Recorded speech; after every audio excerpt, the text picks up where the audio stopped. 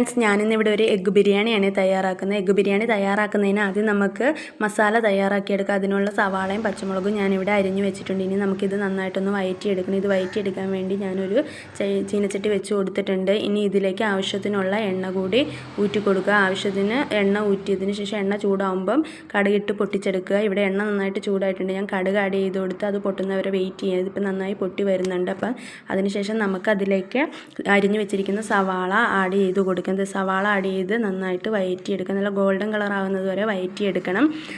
ഇവിടെ നല്ലപോലെ മിക്സ് ചെയ്ത് കൊടുത്തിട്ടുണ്ട് ഞാൻ. ഇനി നമുക്ക് ഗോൾഡൻ കളർ ആകുന്നത് വരെ വെയിറ്റ് ചെയ്യാം. ഇപ്പോൾ ഇവിടെ ചെറുതായിട്ട് ഗോൾഡൻ കളറൊക്കെ ആയി വരുന്നുണ്ട്. ഇനി നല്ല ഗോൾഡൻ കളർ ആകുന്നത് വരെ നമുക്ക് വെയിറ്റ് ചെയ്യാം. ഗോൾഡൻ കളർ ആയതിനു ശേഷം അതിലേക്ക് ആവശ്യമുള്ള പൊടികൾ ചേർത്ത് കൊടുക്കുക. ഞാനിവിടെ മുളക് പൊടി, മല്ലിപ്പൊടി, മഞ്ഞൾപ്പൊടി, ചിക്കൻ മസാലയാണ് ചേർത്ത് കൊടുക്കുന്നത്. ചിക്കൻ മസാല ചേർക്കുമ്പോൾ നല്ല ടേസ്റ്റാണ്. ഇതിട്ട് മിക്സ് ചെയ്തെടുത്ത് ആവശ്യത്തിനുള്ള വെള്ളം ഊറ്റി കൊടുക്കുക. ഒത്തിരിയൊന്നും വെള്ളം ചേർക്കേണ്ട, മസാല ആയതുകൊണ്ട് വെള്ളം ചേർത്തിട്ട് അതിന് ആവശ്യമുള്ള ഉപ്പും കൂടെ ചേർത്ത് മിക്സ് ചെയ്തെടുക്കുക. ഇനി ഇത് തിളയ്ക്കണ വരെ വെയിറ്റ് ചെയ്യാം. തിളച്ച് കഴിഞ്ഞതിന് ശേഷം നമുക്കിതിലേക്ക് പുഴുങ്ങി വെച്ചിരിക്കുന്ന മുട്ട കൂടി ചേർക്കാം.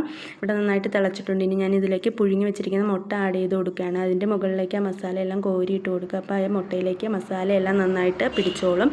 അങ്ങനെ നമ്മുടെ മുട്ട മസാല ഇവിടെ തയ്യാറായിക്കൊണ്ടിരിക്കുകയാണ്. ഏകദേശം സെറ്റായിട്ടുണ്ട്. ഇനി നമുക്ക് റൈസിൻ്റെ പരിപാടിയിലേക്ക് നോക്കാം. ഞാൻ ചെറിയ റൈസ് വെച്ചിട്ടാണ് ബിരിയാണി വെക്കുന്നത്. എൻ്റെ കയ്യിലുള്ള എല്ലാ ഇൻഗ്രീഡിയൻസും വെച്ച് മാത്രമാണ് ഞാൻ വെക്കുന്നത്. ഒരു തട്ടിക്കൂട്ട് ബിരിയാണി എന്ന് പറയാം. ഇത് ഞാൻ ചെറിയ റൈസ് വാഷ് ചെയ്ത് വെച്ചിട്ടുണ്ട്. അതിന് ആവശ്യത്തിനുള്ള വെള്ളം കൂടി എടുത്ത് വെച്ചിട്ടുണ്ട്. ഒരു ഗ്ലാസ് അരിക്ക് 1.25 ഗ്ലാസ് വെള്ളം എന്ന കണക്കിനാണ് ഞാൻ എടുത്തേക്കുന്നത്. ഞാനിവിടെ 3 ഗ്ലാസ് അരി എടുത്തിട്ടുണ്ട്. ഞാൻ കുക്കറിലാണ് വെക്കുന്നത്.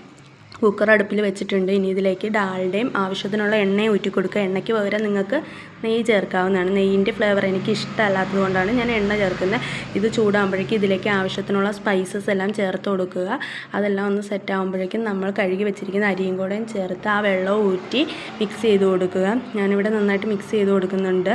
അത് കഴിഞ്ഞ് അതിലേക്ക് ആവശ്യത്തിനുള്ള ഉപ്പും കൂടി ചേർത്ത് മിക്സ് ചെയ്യുക. ഇവിടെ ഉപ്പ് ചേർത്ത് കൊടുക്കുന്നുണ്ട്.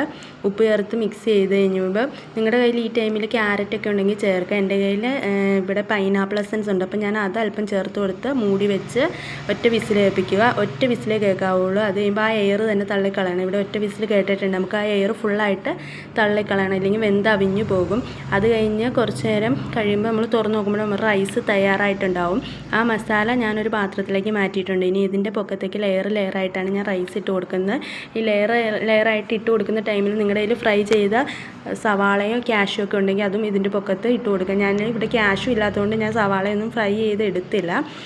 ഈ ടൈമിൽ നമുക്കതൊക്കെ ചേർത്ത് കൊടുക്കാവുന്നതാണ്. അങ്ങനെ റൈസ് എല്ലാം ലെയറായിട്ട് ഇട്ട് അടച്ച് വെച്ച് കുറച്ച് നേരം കഴിയുമ്പോഴേക്കും മിക്സ് ചെയ്ത് കൊടുക്കുക. അപ്പോഴേക്കും നമ്മുടെ എഗ്ഗ് ബിരിയാണി ഇവിടെ തയ്യാറായിട്ടുണ്ട്. നിങ്ങൾക്ക് എൻ്റെ വീഡിയോ